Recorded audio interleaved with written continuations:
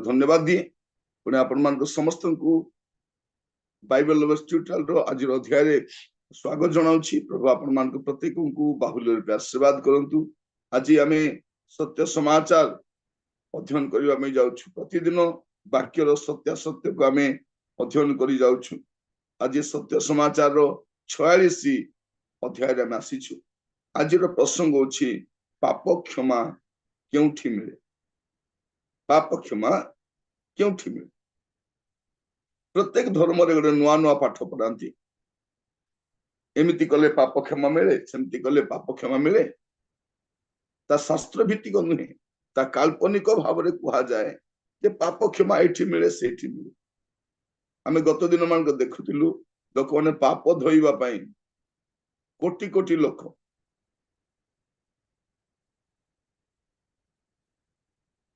माने 60-70 कोटि लोक जाइथिले कोन करिवा पई पाप धोइबा पई। कारण समस्तंकर विवेक कहूची तू पाप करिछु बोली। ले पाप क्षमा केउठी मिले जानि बद। अल्प समय में चिंता कर देखिबा पाप विषय टी चिंता कर देखिबा।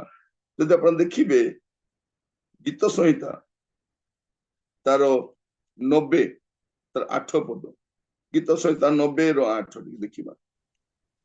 तुंबे आंब मानको अपराध आपण सम्मुखरे आंब मानको गुप्त पाप आपण मुखर दीप्ति रे रखी अछ। हमर गुप्त पाप कोठी अछि? आमानकर गुप्त पाप तांकर मुखर दीप्ति रे अछि। माने आमे पाप करी लुचाई बुली परिबा। आमे पाप करी लुचाई चेष्टा करबा कि हमर पाप कोठी अछि तांकर मुखर दीप्ति रे अछि। ता माने से सबु जानन। आपण मान को मने थिबो सानो बेला में कोठी लुचुथिलु, मारो कानी रे लुचुथिलु, मारो पछाड़े तार साड़ी धरि कि लुचुथिलु और कहथिलु मा मते टिके खोजिलु मु कोठी अछि। मा खोजुथिला कुआडे गला मो छुआ कुआडे गला। आमे बहुत खुशी होतिलु मा जानि नै मु कोठी अछि बोली। प्रिय भाई भौणी माने आमर पाप कोठी अछि? आमर गुप्त पाप तांको मुख सामना रेखा अछि। एटा गोटे पाप। आ गोटे पाप आपण देखिबे लेवी पुस्तक तार 4 पर्व 2 पद। लेवी पुस्तक 4 पर्व तार 2 पद। तुंबे इस्राएल संतानगण को कुह जहा न करिबा को सदा प्रभु आज्ञा देई अछंती। जेबे कोनोसी प्राणी तही मध्यरु कोनोसी कर्म करी भ्रांति रे पाप करे, विशेषतः अभिषिक्त याजक जेबे लोकमानंकर दोषजनक पाप करे, तेबे से आपणा कृत पाप निमंते सदा प्रभुଙ୍କ उद्देश्य निखुंत एक गोवस्त्र पापार्थक बलि रूपे उत्सव करिवो। बस बस एटा हम कोन देखुछु 2 पद रे 2 पद लिखा जाए जेबे कोनोसी प्राणी तोही मध्यरु कोनोसी पाप करी भ्रांति रे पाप करे। गोटे होची गुप्त पाप आ गोटे होची भ्रांति रे पाप। माने अजनात रे पाप करे। केमती पाप करे? अजनात रे पाप करे। माने से जानी नहीं पाप हो गला, भ्रांति रे पड़ी पाप करे। परे जानिबो जे पाप हो गला एटा, तो भ्रांति रे पड़ी पाप करे। आको कहा जाय परिबो अनइंटेंशनल सिन बोली। से इंटेंशनली करी नहीं, अज्ञान बसतर करिछि। एटा गोटे पाप। किंतु पाप गुप्त पाप भी पाप, अज्ञान बसत करिबार मध्य पाप, अजनात करिबार मध्य पाप। गीत संहिता 19:13।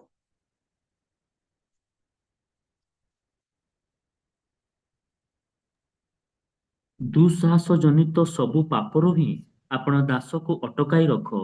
ताहा सबु मो उपरे कर्तृत्व न करू, तहिरे मु सिद्ध हेबी, पुणी महा अपराधरु परिष्कृत हेबी। माने कौन की पाप एटा? दुस्साहस जनित पाप। माने पाप करिबा पई दुस्साहस, एटा गोटे पाप।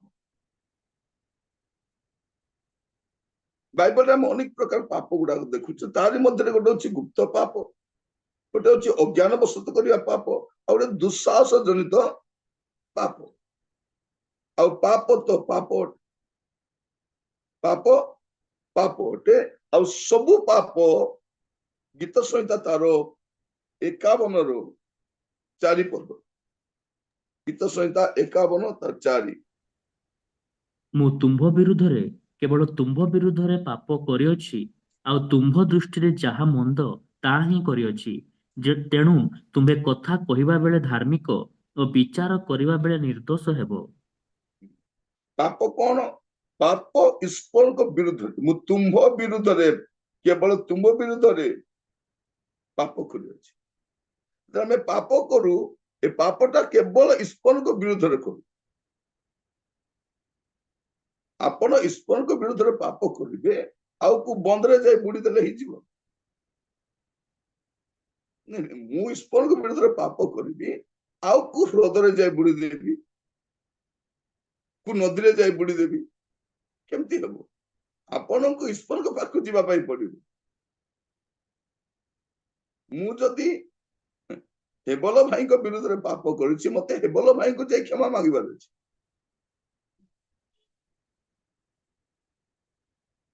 ମୁଁ ଆଉ କୋଉଠି ଯାଇକରି ଗଛ ପାଖରେ କ୍ଷମା ମାଗିଦେବି, ମିଳିବ ମତେ? ମିଳିବନି। ଏବେ ମୁଁ ସବିନା ବିରୁଦ୍ଧରେ ପାପ କଲି, ମତେ ତ ସବିନାକୁ ଯାଇ କ୍ଷମା ମାଗିବାର ଅଛି, ଆଉ କୋଉଠି ଯାଇ ମୁଁ କ୍ଷମା ମାଗିବି? ତ ଈଶ୍ୱରଙ୍କ ବିରୁଦ୍ଧରେ ପାପ କଲେ କଣ କରିବାର ଅଛି? ଈଶ୍ୱରଙ୍କ ପାଖକୁ ମତେ ଯିବାର ଅଛି। ପାପ ଗୁପ୍ତ ପାପ ହଉ, ଅନଇଣ୍ଟେନସନାଲ ସିନ୍ ହଉ, କି ଯେଡେ ବଡ ପାପ ହଉ, କଣ କରିବା ଅଛି ମତେ? ପ୍ରଭୁଙ୍କ ପାଖରେ ପାପ ଈଶ୍ୱରଙ୍କ ବିରୁଦ୍ଧରେ। ତେଣୁ ମନୁଷ୍ୟ ଏଣେ ତେଣେ ନ ଯାଇକି କୋଉଠି ଯିବାର ଅଛି? ଯୋଉଠି କ୍ଷମା ମିଳିବ ସେଠି ଯିବାର ଅଛି।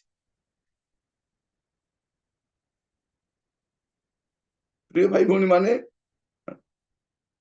ଆପଣ ମଟନ କିଣିବା ପାଇଁ ଚାଉଳ ଦୋକାନ ଗଲେ ହବ କି? ତୁମେ ମତେ ଦେବାର ଅଛି ବୋଲି ସେ କଣ କହିବ? ସେ ତୋର ମୁଣ୍ଡ ଦୋଷ ଅଛି ନା କଣ ବୋଲି କହିବ? ପ୍ରିୟ ଭାଇ ଭଉଣୀ ମାନେ, ଔଷଧ ଦୋକାନ ବୋଲି ଲେଖା ଥିଲା, ଗୋଟେ ଔଷଧ ଦୋକାନ ବୋଲି ଗୋଟେ ସ୍ଲିପ ଧରି ବୁଲିଲୁ ଆମେ, ମୁଁ ଆଉ ମୋର ସାଙ୍ଗଟା। ସେ ଡକ୍ଟର ଲେଖିଦେଇଛି ୟା ଦେହ ଖରାପ ବୋଲିକିରି ଔଷଧ ଲେଖିଦେଇଛି। ଖୋଜୁଛୁ ଖୋଜୁଛୁ, ପୁରା ଟାଉନର ସବୁ ଦୋକାନ ସରିଗଲା। ଫାଷ୍ଟ ମୁଁ କହିଲି କଣ ପାଇଁ ମିଳୁନାହିଁ ଦୋକାନରେ? ପଚାରିଲି କଣ ହେଲା ମିଳୁନାହିଁ ଏଇଟା? ସେ କହିଲେ ଏଇଟା ପଶୁ ମାନଙ୍କର ଔଷଧ, ଏଇଟା ଆମ ଦୋକାନରେ ମିଳିବ ନାହିଁ। ସେ ଡକ୍ଟରଟା ଟିକେ ପିଇ ଦେଇଥିଲା, ସେ ଲେଖିଦେଇଛି ଆକୁ ଇଞ୍ଜେକ୍ସନ ଗୋଟେ ଗାଈ ମାନଙ୍କୁ ଦେବାର ଅଛି। କହିବା ପାଇଁ ଚାହେଁ, ଯୋଉଟା ଯୋଉଠି ମିଳିବାର ସେଇଠି ମିଳିବ। ପାପ କରିଛୁ, ଆମକୁ ପ୍ରଭୁଙ୍କ ପାଖରେ ଯିବାର ଅଛି, କାରଣ ପାପ ପ୍ରଭୁଙ୍କ ବିରୁଦ୍ଧରେ। ପାପ କିମ୍ବା କେଉଠି ମିଳେ? ମାନେ ଭାବି ଦେଖନ୍ତୁ, ଆମର ଦେଶର ପରିସ୍ଥିତି ଏମିତି ଯେ ରାଜନୀତି ପାଇଁ ଯାଇ ପାଣିରେ ବୁଡନ୍ତୁ, ଠିକ ଅଛି, ତାର ମାନେ ପାୱାର ଦେଖାଇବା ପାଇଁ ଆମେ ଏତେ ଲୋକକୁ ପାଣିରେ ବୁଡେଇଲୁ, କିନ୍ତୁ ବୁଡିବା ଲୋକ ମତେ ଜାଣିବା ଅଛି ନା, ଏ ଅମୃତ ଆଉ କୋଉଠି ପଡିନାହିଁ, ଖାଲି ଏ 4ଟା ଜାଗାରେ ପଡିଲା। ମାନେ ପୃଥିବୀର ସବୁ ପାପୀ ଯଦି ଆସିବା ଅଛି, 4ଟି ବୁଡିବା ଆସିବା ଅଛି। କୋଉଠି? ଆଙ୍କର କହିଥିବା ଜାଗାରେ।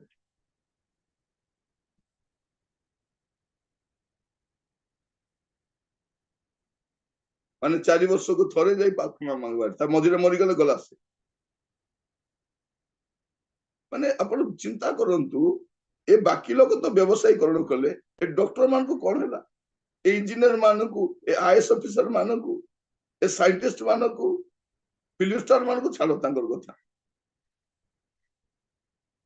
ଏ ମନ୍ତ୍ରୀ ମାନେ, ଏ ମୁଖ୍ୟମନ୍ତ୍ରୀ ମାନେ ମୁଣ୍ଡରୁ ତଳ ଯାଏ ସମସ୍ତେ ଯାଇ ବୁଡୁଛନ୍ତି। ଭାବି ଦେଖନ୍ତୁ, ଯୋଉ ଲୋକମାନେ ଭଲ ଭଲ ସୁଇମିଂ ପୁଲରେ ଗାଧଉଥିଲେ, ମିନେରାଲ ୱାଟରରେ ଗାଧଉଥିଲେ, ସେମାନେ ମିନେରାଲ ୱାଟରରେ ଗାଧେଇଲେ ହବନି। ସେଦିନକୁ ଦେଖିବେ ଘରର ପାଣି ପୁରା ସଫା। ମଝିରେ ମୁଁ ଦେଖୁଥିଲି ଜଣେ ଲୋକ ମିନେରାଲ ପାଣିରେ ଗାଧଉଥିଲେ, କାହିଁକି କହିଲେ ନାଇଁ ମୋ ସ୍କିନ ଡିଜିଜ ଅଛି, ମୁଁ ମିନେରାଲ ପାଣିରେ ଗାଧାଏ। ଭାବି ଦେଖନ୍ତୁ,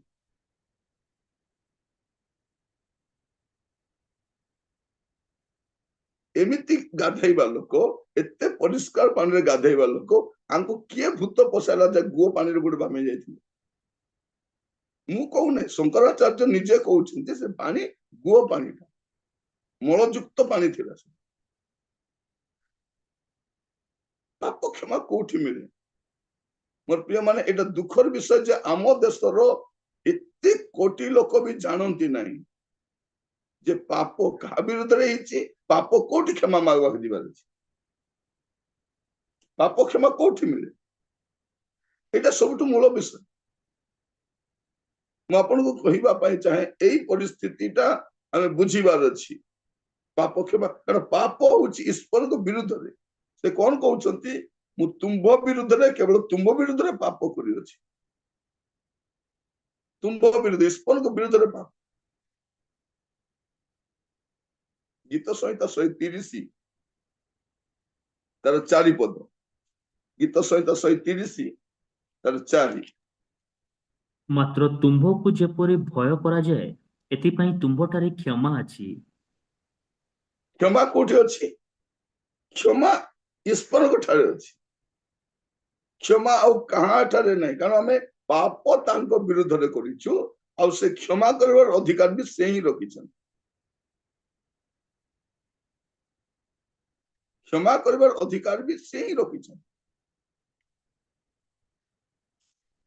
ଆପଣଙ୍କୁ ମତେ ମନେ ରଖିବାର ଅଛି, କ୍ଷମା କୋଉଠି ମିଳେ? କ୍ଷମା ଈଶ୍ୱର ଦିଅନ୍ତି, କ୍ଷମା ଈଶ୍ୱରଙ୍କ ଠାରୁ ମିଳେ। ଆଜି ଆମେ ବାକ୍ୟ ଶୁଣିଲା ବେଳକୁ ଆମେ ଟିକେ ସାବଧାନ ହେବା ଦରକାର। ଆପଣ ଦେଖିବେ ଲୁକ ତାର 15 ପର୍ବ 18 ପଦ, ଆପଣ 17-18 ପଢି ଦିଅନ୍ତୁ। 17-18। ମାତ୍ର ସେ ଚେତନା ପାଇ କହିଲା, ମୋର ବାପାଙ୍କ କେତେ ମୂଲ୍ୟାଙ୍କର ଖାଦ୍ୟ ବଳି ପଡୁଅଛି, କିନ୍ତୁ ମୁଁ ଏଠାରେ ଭୋକରେ ମରୁଅଛି। ମୁଁ ଉଠି ମୋର ବାପାଙ୍କ ପାଖକୁ ଯିବି ଓ ତାଙ୍କୁ କହିବି, ବାପା, ଈଶ୍ୱରଙ୍କ ବିରୁଦ୍ଧରେ ଓ ତୁମ୍ଭ ଦୃଷ୍ଟିରେ ମୁଁ ପାପ କଲି। ସେ କଣ କହୁଛନ୍ତି? ମୁଁ ପାପ କେମିତି କରିଛି? ଚେତନା ପାଇଲା। ପ୍ରାର୍ଥନା କରନ୍ତୁ ଆମର ଦେଶ ଲୋକ ବି ଚେତନା ପାଆନ୍ତି। ଚେତନା ପାଇବା ଦରକାର। କଣ ଲେଖା ଅଛି? ଚେତନା ପାଇ କହିଲା, ମୁଁ ଉଠି ମୋର ବାପାଙ୍କ ପାଖକୁ ଯିବି ଓ ତାଙ୍କୁ କହିବି, ବାପା, ଈଶ୍ୱରଙ୍କ ବିରୁଦ୍ଧରେ। ପ୍ରଥମ ପାପ କାହା ବିରୁଦ୍ଧରେ? ଈଶ୍ୱରଙ୍କ ବିରୁଦ୍ଧରେ ଓ ତୁମ ବିରୁଦ୍ଧରେ।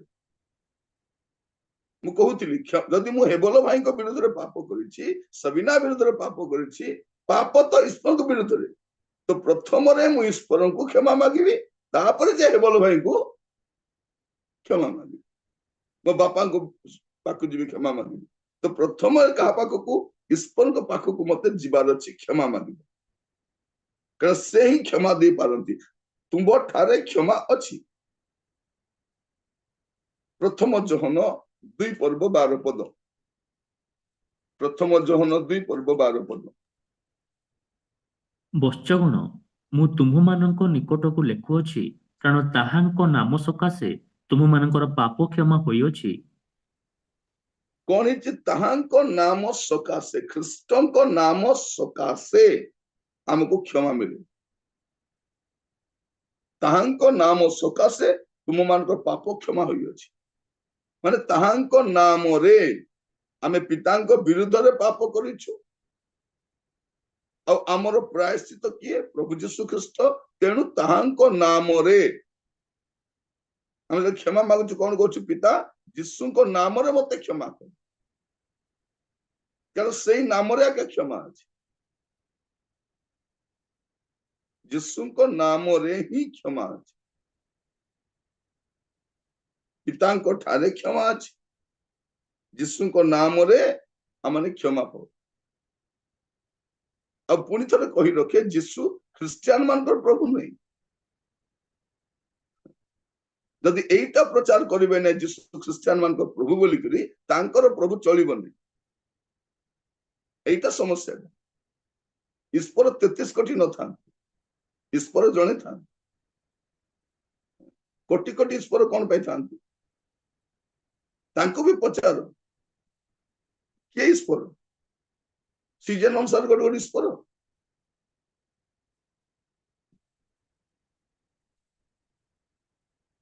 ବହୁତ ଦିନ ତଳେ, ଗତ ବର୍ଷ ବୋଧେ, ମୁଁ ବସରେ ଯାଉଥିଲି, ଆଉ ଜଣେ ଲୋକ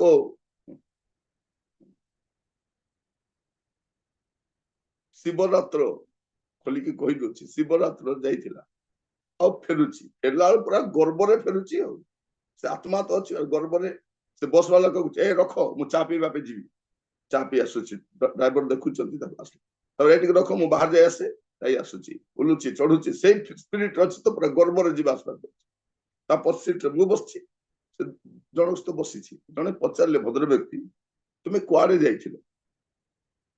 ସେ କହୁଛି, ଯାଇଥିଲି ପରା ଶିବରାତ୍ରି ଯାଇଥିଲି, ଆମକୁ ବୋଲି ଗୁଡିଏ ଷ୍ଟୋରି ସେ କହିଲା। ସେ ଭଦ୍ର ବ୍ୟକ୍ତି କହୁଛି, ତତେ ଲାଜ ସରମ ଅଛି ନା ନାହିଁ? ସିଏ ତ ଦିନ ବେଳା ତାଙ୍କ ପୁଅକୁ ଚିହ୍ନି ପାରୁନାହାନ୍ତି, ରାତି ବେଳେ ତତେ କୋଉଠି ଚିହ୍ନିବେ? ସେ ଦି ଜଣ ଅଣଖ୍ରୀଷ୍ଟିଆନ, ଦି ଜଣ ହେଲା, ଦି ଜଣ ଅଣଖ୍ରୀଷ୍ଟିଆନ। ସେ ତ ଦିନ ବେଳା ଚିହ୍ନି ପାରୁନାହାନ୍ତି, ତ ପୁଅକୁ ତାର ତଣ୍ଟି କାଟି ଦଉଛନ୍ତି, ତତେ ରାତି ବେଳେ କୋଉଠି ଚିହ୍ନିବେ?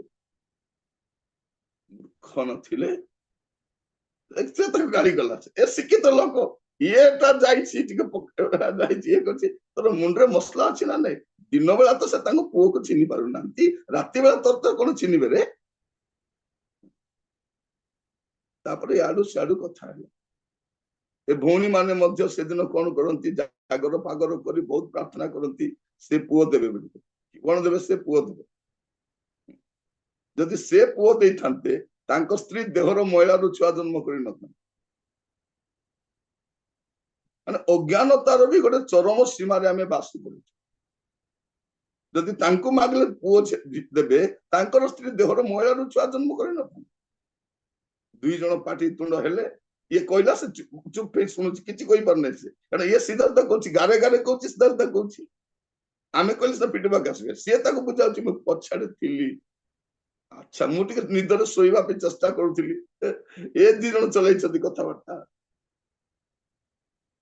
ପ୍ରିୟ ମାନେ, କ୍ଷମା କିଏ ଦିଅନ୍ତି? କ୍ଷମା କୋଉଠି ମିଳେ? ମୁକ୍ତି କୋଉଠି ମିଳେ? ଆଜି ଆମେ ଏ ପ୍ରକାର ଏକ ସମୟରେ ବାସ କରୁଛୁ ଯେ ଲୋକମାନେ ଜାଣି ନାହାନ୍ତି କ୍ଷମା କୋଉଠି ମିଳିବ। କେବେ ଏଇଠି ଯାଉଛନ୍ତି, କେବେ ସେଇଠି ଯାଉଛନ୍ତି, କେବେ ସେଇଠି ଯାଉଛନ୍ତି। ଶାସ୍ତ୍ର ଯେତେବେଳେ ପର୍ଯ୍ୟନ୍ତ ଜଣେ ଧର୍ମଶାସ୍ତ୍ର ପଢିବ ନାହିଁ, ପବିତ୍ର ବାଇବଲ ପଢିବ ନାହିଁ, କ୍ଷମା କୋଉଠି ମିଳିବ ଜାଣିପାରିବ। ଅବାନ୍ତର କଥା ଗୁଡାକ କହିକି ଲୋକମାନଙ୍କୁ ଭ୍ରମିତ କରାଯାଉଛି। ଜଣେ ଲୋକ ମରିଗଲେ ତା ପାଇଁ ଦାନ ଦକ୍ଷିଣା କଲେ କ୍ଷମା ମିଳିଯିବ?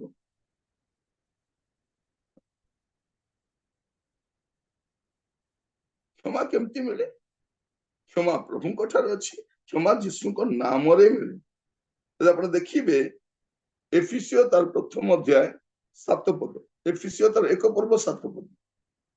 ତାହାଙ୍କ ଅନୁଗ୍ରହ ରୂପ ନିଧି ଅନୁସାରେ ଆମ୍ଭେମାନେ ସେହି ପ୍ରିୟତମଙ୍କ ଠାରେ ତାହାଙ୍କ ରକ୍ତ ଦ୍ୱାରା ମୁକ୍ତି ଅର୍ଥାତ୍ ଅପରାଧ ସବୁରୁ କ୍ଷମା ପ୍ରାପ୍ତ ହୋଇଅଛୁ। ଏଟା ଚିହ୍ନ କରି ରଖିଥାନ୍ତୁ, କ୍ଷମା କେମିତି ମିଳେ? ଏଟା ଶାସ୍ତ୍ରରେ ଲେଖାଯାଉଛି। ତାଙ୍କ ଅନୁଗ୍ରହ ରୂପ ନିଧି ଅନୁସାରେ ଆମ୍ଭେମାନେ ସେହି ପ୍ରିୟତମଙ୍କ ଠାରେ ତାହାଙ୍କ ରକ୍ତ ଦ୍ୱାରା ମୁକ୍ତି। ମୁକ୍ତି କେମିତି ମିଳେ? ରକ୍ତ ଦ୍ୱାରା ମୁକ୍ତି ଅର୍ଥାତ୍ ପାପ ସବୁର କ୍ଷମା ପ୍ରାପ୍ତ ହୋଇଯାଉଛି। ପାପ କ୍ଷମା କେମିତି ମିଳେ? ସିଦ୍ଧାର୍ଥ ଲେଖା ହଉଛି। এইটা ଶାସ୍ତ୍ର, ଏଇଟା ଗୋଟେ ବାଇବଲ। ଏଇଟା କେବଳ ଖ୍ରୀଷ୍ଟିଆନ ମାନଙ୍କ ପାଇଁ ନୁହଁ, ସମସ୍ତଙ୍କ ପାଇଁ। ଯଦି ଶୁଣିବ ନାହିଁ ଅଲଗା ବିଷୟ, ପଛେ ମାନିବ ନାହିଁ ଅଲଗା ବିଷୟ। ଏବେ ଯୀଶୁଙ୍କ ବିଷୟରେ ଉଲ୍ଟା ପୁଲ୍ଟା କହିବାକୁ ଆରମ୍ଭ କଲେଣି। ଯୀଶୁଙ୍କ ବିଷୟରେ କହିବା ପୂର୍ବରୁ ସେଇଟା ବି ଚିନ୍ତା କରି ଦେଖ। ଚାଲୁଣି କହୁଛି,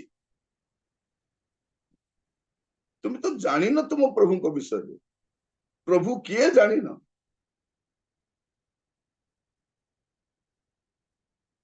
ମୋ ସହିତ ଜଣେ ପ୍ରଭୁଙ୍କ ସେବା ପାଇଁ ଆସିଲେ, ସେ ଅଣଖ୍ରୀଷ୍ଟିଆନ ପୃଷ୍ଠଭୂମିର। ସେ ପ୍ରତିବର୍ଷ କାଉଡିରେ ପାଣି ଧରିକି ଯାଉଥିଲେ, କାଉଡିରେ ପାଣିକି ଧରିକି ଯାଉଥିଲେ। ଦିନେ ସେ ପ୍ରଭୁଙ୍କୁ ଗ୍ରହଣ କଲେ, ଆଉ ଆମେ ଦି ଜଣ ସେବା ପାଇଁ ସାଙ୍ଗରେ ଗଲୁ। ଦି ଜଣ ଏକା ସହିତ ସେବା ପାଇଁ ଗଲୁ। ଦିନେ ରାତିରେ ସେ ମତେ ପଚାରୁଛନ୍ତି, ସେ ପାଣି ଢାଳିବା ପାଇଁ ଯାଉଛନ୍ତି। ଭାଇ କହିଲେ, ଭାଇ ମୁଁ ସେଠି ପାଣି ଢାଳିବାକୁ ଯାଉଥିଲି, ଏଟା କଣ? ମୁଁ ତାଙ୍କୁ ବୁଝେଇଲି। ଆପଣ ବିଶ୍ୱାସ କରିବେ ନାହିଁ, ରାତି ସାରା କାନ୍ଦି କାନ୍ଦି ବସିଥିଲା। ମୁଁ କେତେ ବଡ ଅଜ୍ଞାନତାର କାମ କରୁଛି। ଏବେ ସେ ବହୁତ ସୁନ୍ଦର ସେବକ ଜଣେ। बहुत सुंदर सेवक से ब्लेसिंग मिशन रे काम करती ना हूँ शरद आपट आम दी जन गोटे स्थान जाइए से गर्व रे केते थर पानी धरिकी जाइए तार भौणी प्रथम प्रभु को ग्रहण कला तो कहला तोर प्रभु कौन मोर प्रभु एमती पानी बोही बोही बुलिला दिने मत पचारा भाई मुझे पानी ढारिबा पे जाऊ तार अर्थ कौन कहली तू न जानिकी जाउथिलु जाउथिली तो जाउथिली सांग मान जाउथिले मु भी भाबुथिली क्षमा मिलिबो जेतले जानिला आपण विश्वास करबे नै राति रे बसिकी भो भोई कांदुछि तार 2 दिन पर्यंत तार मूड ऑफ थिला एते अज्ञानतर काम से करू एबे से एते सुंदर सेवक तार बापा माँ भी प्रभु को ग्रहण करिसेंती भाई भी प्रभु को ग्रहण करिछि या द्वारा प्रत्येक परिवार में अनेक निकट सेवक भाव में काम कर प्रार्थना करवा प्रभु ज्ञान चक्षु लोक मान को खोलंतु तार गोटे छोटिया लिफलेट से लिखी काउडी टू क्रॉस बोली काउडी टू क्रॉस माने से काउडी वाला थिला एबे क्रॉस बुहाली काउडी बहिले पाप क्षमा मिले नहीं क्रूसरे पाप क्षमा मिले से लिखी से तार अनुभूति को से लिखी से प्रिय भाई भौणी माने प्रभु आम अनुग्रह करंतु पाप क्षमा केमिति मिले एठी लिखा जाउछि माने ताहांको रक्त द्वारा अर्थात रक्त द्वारा मुक्ति अर्थात अपराध सबरो क्षमा प्राप्त होई अछि अपराध सबरो क्षमा केंति हुए तांकर रक्त द्वारा हुए आपण देखिबे प्रेरित 2 पर्व 38 पद प्रेरित 2 पर्व 38 पद तेणु पितर सेमानंकु कहिले आपण माने मन परिवर्तन करंतु आ निज निज पाप क्षमा निमंते प्रत्येक जन यीशु ख्रीष्टଙ୍କ नामरे बाप्तिजित हेउंतु ताहाले आपण माने पवित्र आत्मांकर दान प्राप्त हेबे एटी कोन लिखा जायछि मन परिवर्तन करंतु आ निज निज पाप क्षमा निमंते बपतिस्म नियो माने व्यक्तिगत अनुताप द्वारा पाप क्षमा मिले पाप क्षमा केमती मिले पाप क्षमा प्रभु पितांक ठारे अछि यीशुको नाम रे यीशुको रक्त रे आ केमिति मिले एटा अनुताप करिबा द्वारा व्यक्तिगत भाव रे मन परिवर्तन करिबा द्वारा बापा पाई माँ पुओ पाई झियो अनुताप करि परिबो आज्ञा मो पुओ पाई मो अनुताप करूछि नै जे पाप करबो से अनुताप करिबो माने पाप स्वीकार करिबो मन परिवर्तन करिबो आ कोन करिबो परे बपतिस्म नबो तो केमिति क्षमा मिले व्यक्तिगत भाव रे अनुताप करिबा द्वारा एबे लोक मान अनुताप नै यात्रा बुलिवा जाइतिले सब गाड़ी भड़ा करी के ट्रेन रे के निज गाड़ी रे मेला बारे जाइथिलु कोन करिबा पई एमती मुक्ति मिले जीवन सारा पाप करिबो पानी रे बुडी पळे आथले क्षमा मिलिथिबो एते सस्ता क्षमा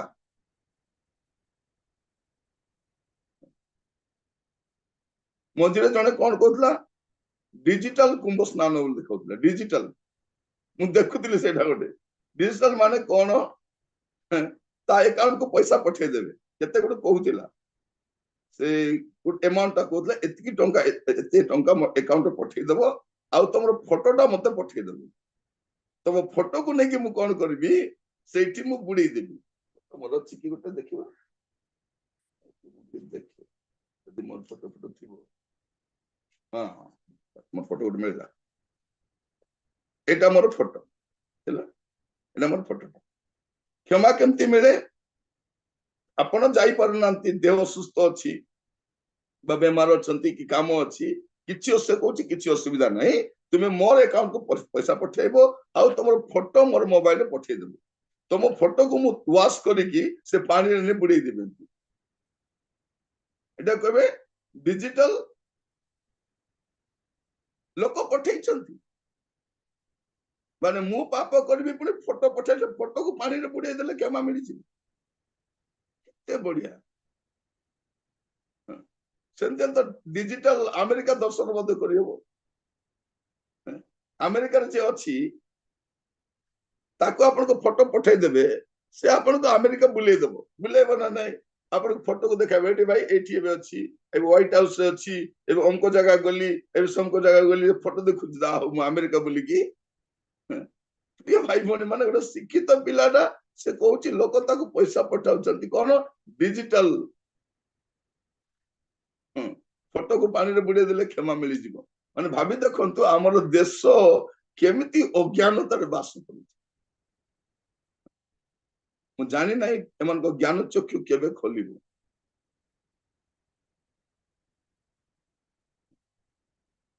ଏବେ ପାଣିରେ ତ ବୁଡିକି ଆସିଛନ୍ତି, କୋଉ କୋଉ ରୋଗ ନେଇ ଆସିଛନ୍ତି ତାର ହିସାବ ଏବେ ହେଇନାହିଁ। ଯେତେବେଳେ ସେଇଟା ବାହାରିବ, କାରଣ ଏତେ କୋଟି ଲୋକର ଏତେ କୋଟି ପ୍ରକାର ରୋଗ ଅଛି, ସେ ପାଣିରେ ଛାଡିଛନ୍ତି, ସେ ବାତାବରଣରେ ବୁଲିଛନ୍ତି। ଯଦି ଏଇଟା ଯଦି କରୋନା କାଳରେ ହେଇଥାନ୍ତା ଆଖ ପାଖରେ, ମାନେ ଆମ ଦେଶର ଅଧାରୁ ଅଧିକ ଲୋକ ସେମିତି ମରି ଯାଇଥାନ୍ତେ।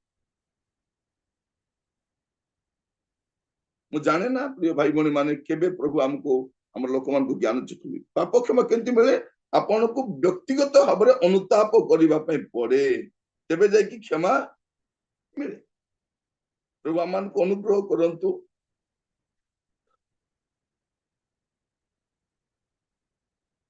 ଯଦି ଦେଖିବେ ଗୀତ ସଂହିତା ତାର 32 ପର୍ବ 5 ପଦ, ଗୀତ ସଂହିତା 32 ତାର 5। ମୁଁ ତୁମ୍ଭ ନିକଟରେ ଆପଣା ପାପ ସ୍ୱୀକାର କଲି ଓ ଆପଣା ଅଧର୍ମ ଲୁଚାଇଲି ନାହିଁ। ମୁଁ କହିଲି, ମୁଁ ସଦାପ୍ରଭୁଙ୍କ ନିକଟରେ ଆପଣା ଅପରାଧ ସ୍ୱୀକାର କରିବି। ତହିଁରେ ତୁମ୍ଭେ ମୋହର ପାପ ଘଟିତ ଅଧର୍ମ କ୍ଷମା କଲ। ପାପ କେମିତି କ୍ଷମା ମିଳେ ଏଠି ଦେଖନ୍ତୁ, କେତେ ସୁନ୍ଦର ଭାବରେ ଲେଖାଯାଉଛି। ମୁଁ ତୁମ୍ଭ ନିକଟରେ ଆପଣା ପାପ ସ୍ୱୀକାର କଲି ଓ ଆପଣା ଅଧର୍ମ ଲୁଚାଇଲି ନାହିଁ। କଣ କଲି ନାହିଁ? ପାପ ସ୍ୱୀକାର କଲି ଆଉ ଅଧର୍ମ ଲୁଚାଇଲି ନାହିଁ।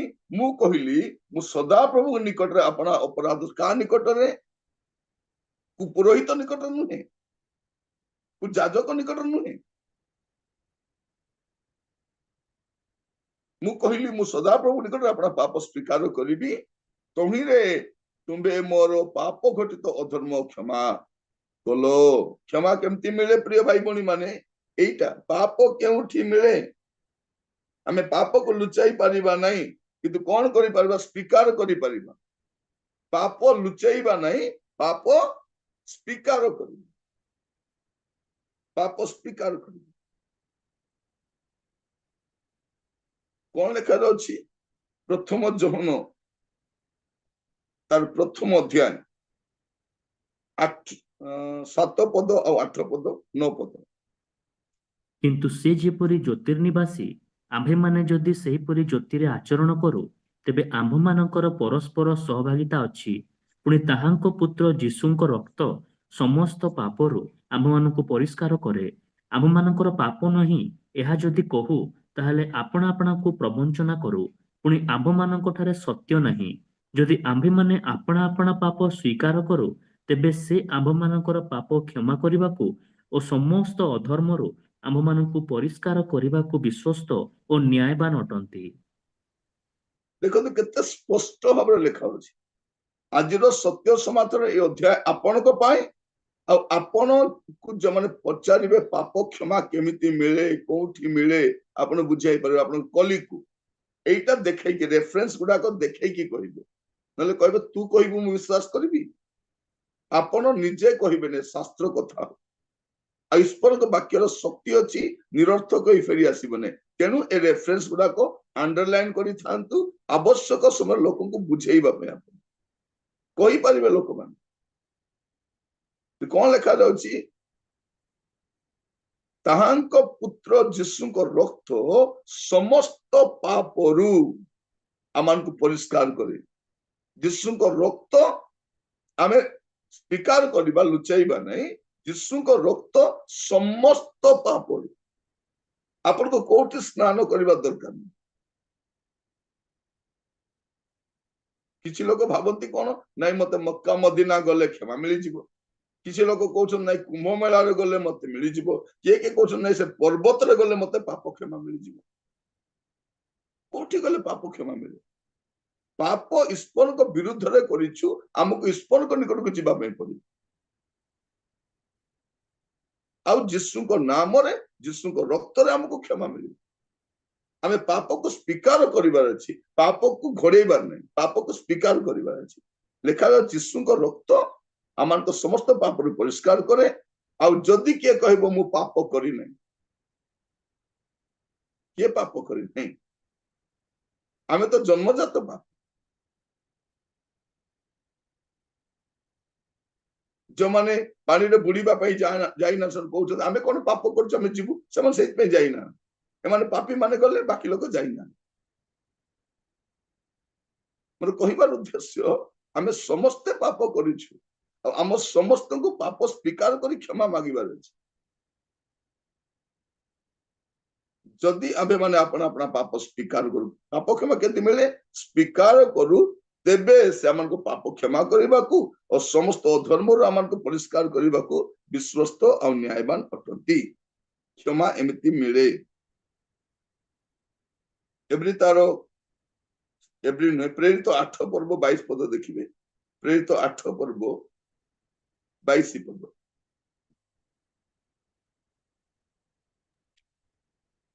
ଅତଏବ ତୁମ୍ଭର ଏହି ଦୁଷ୍ଟପଣରୁ ମନ ପରିବର୍ତ୍ତନ କରି ପ୍ରଭୁଙ୍କ ଠାରେ ପ୍ରାର୍ଥନା କର କେଜାଣି ଅବା ତୁମ୍ଭ ହୃଦୟର କଳ୍ପନା କ୍ଷମା ହୋଇପାରେ ଏତେ ସୁନ୍ଦର ଭାବରେ ଲେଖା ଯାଉ ଦେଖନ୍ତୁ ଏଠି ଅନୁତାପ କରିବା ଆଉ ପ୍ରାର୍ଥନା କରିବା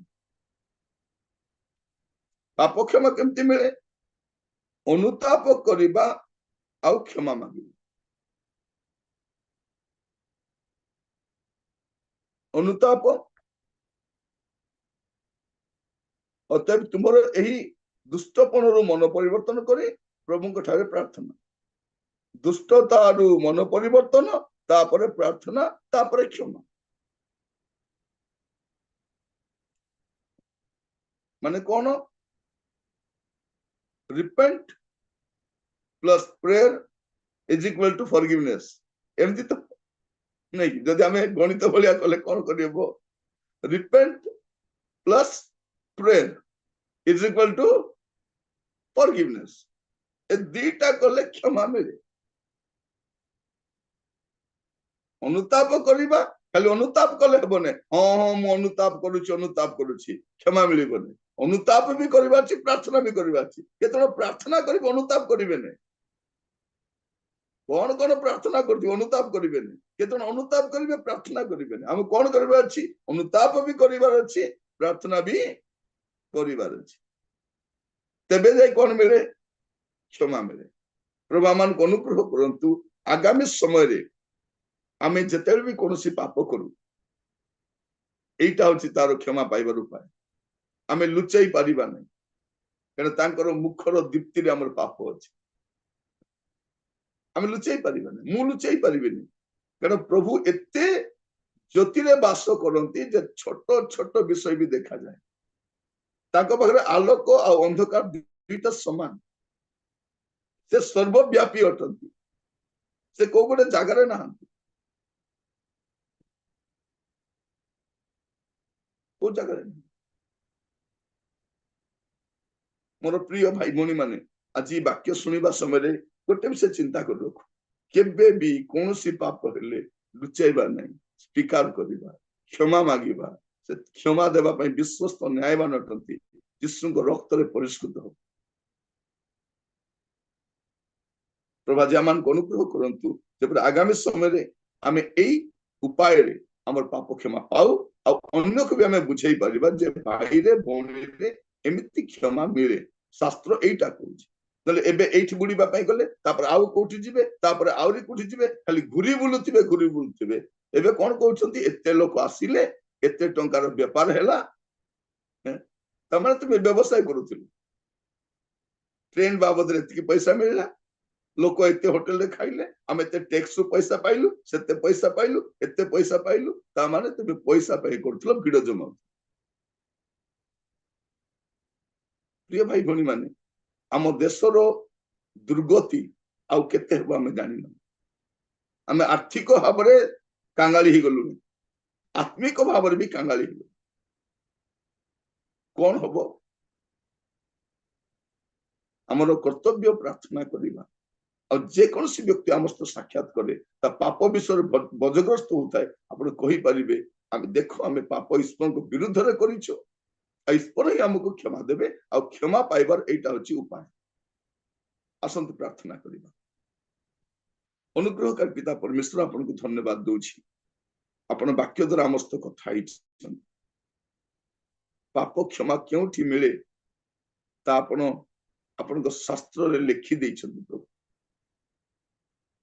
धन्यवाद दूची प्रभु यदि आमे भी जानी न थांतु आमे भी दरांडी ही बुलु थांतु पापर बोझ नहीं बंचु थांतु किंतु आमर पाप बही नेबा पाए प्रभु जीशु ख्रीस्ट क्रूस रे बलिकृत हेले ताहांको रक्त आमानको समस्त अपराध आमको मुक्त करे प्रभु पाप स्वीकार करी क्षमा मागिबा पाए प्रत्येक को से बोध दियो साहाय्य करो प्रभु आमे जेपरि पुणी थरे पाप न करू एथिपाई आपण आमानको साहाय्य करंतु जेपरि गोटे पवित्र जागृत जीवन काटी पारे प्रत्येक को आपण हस्त रखिली प्रभु आपण को दया गुण रे कहि नियंतु आदर महिमा गौरव आपण को दे प्रार्थना मोर प्राणर प्रिय यीशु को नाम रे मागिली पिता आमीन आमीन आमीन एतले पिता ईश्वर प्रेम प्रभु यीशु ख्रीस्ट अनुग्रह पवित्र आत्मा परमेश्वर शांति शक्ति सहभागिता चेतना परामर्श यीशु ख्रीस्ट को मेघमाला साक्षात करने पर्यंत